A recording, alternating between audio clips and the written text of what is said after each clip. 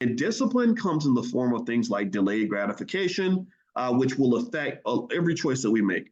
Delayed gratification and discipline, it affects what kind of food we eat. Right? We say, gosh, that food tastes good, but that food is healthy for me. I'm going to make healthy choices. Delayed gratification and discipline, it affects whether we get up and exercise that day. Delayed gratification and discipline affects whether or not I can keep my relationship going by not getting too caught up in the argument that I'm having with my spouse, which is going to affect my ability to survive in the world because it's harder to get by as a single parent than it is to get by as a married couple. That is a fact. That is a fundamental freaking fact. So what else? If I have discipline, then that means that I'm going to go ahead and make sure that instead of spending all my money, I'm going to invest my money as I'm spending. I'm going to spend a little, but I'm going to invest a little so that I can have something for the future. Do you understand? So that discipline piece is everything. It's everything. And one of the things that concerns me, that tells me that there's a part of our culture that's absolutely cooked, is that I don't see a lot of encouragement when it comes to discipline. I just don't. Now, the areas I see encouragement when it comes to discipline are things like sports. I see lots of motivational videos on how to be a great basketball player by spending 10 hours on the court every day and playing in rain, sleet, snow, or hail. And that discipline shows itself because we got the best basketball players in the world. I see discipline in some other areas, but I don't really see a lot of encouragement as it pertains to things like educational discipline. Like, I don't see a lot of families saying, we want our kids studying 3 or 4 hours every single night. When they get to college, I want you studying 6 hours a day. I did that in college. That's how I had the highest grade point average of all the students. My goal every day was to study 6 hours a day. I did not make it every single day, but that was always my goal. So by simply setting a higher standard for myself, that's how I dominated the competition, because wasn't nobody doing that. I had friends that would study 6 hours a week. So again, the culture, it's the culture, it's the culture. So I hang out with my friend who's, maybe they're in some fraternity or whatever. They're not studying, but they're spending time chasing girls, getting drunk, hanging out, watching TV, wasting time. That's cultural. That's cultural. That's cultural. It's a cultural. It's cultural.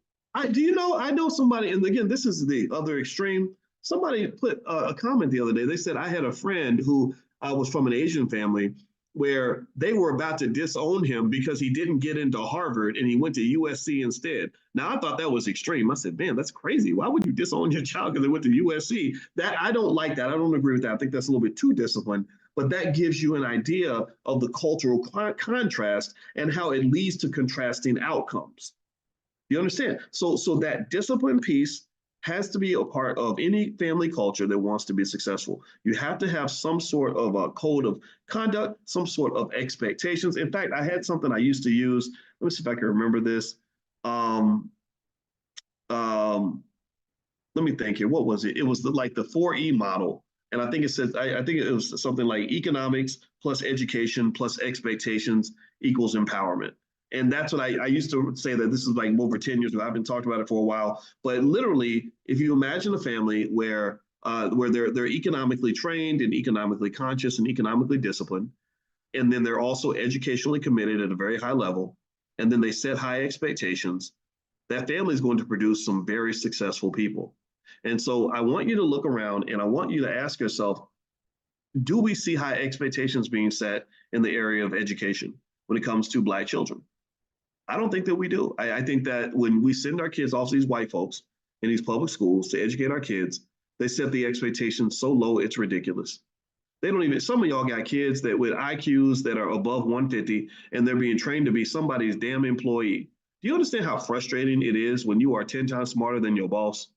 You know what they're going to feel, the hell they're going to go through when their intelligence is seen as a threat to the power structure? You know what it's going to feel like for that little Black boy when he's smarter than all the white people that he works for, and they know these things, and they fire him and make him feel bad, make him feel like he did something wrong when he never did anything wrong. All he did was propose a good idea, and somehow they didn't like that. They thought that was out of line.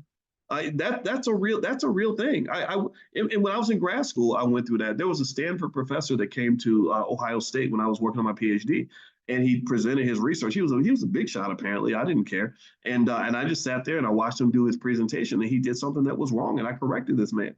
And he didn't understand.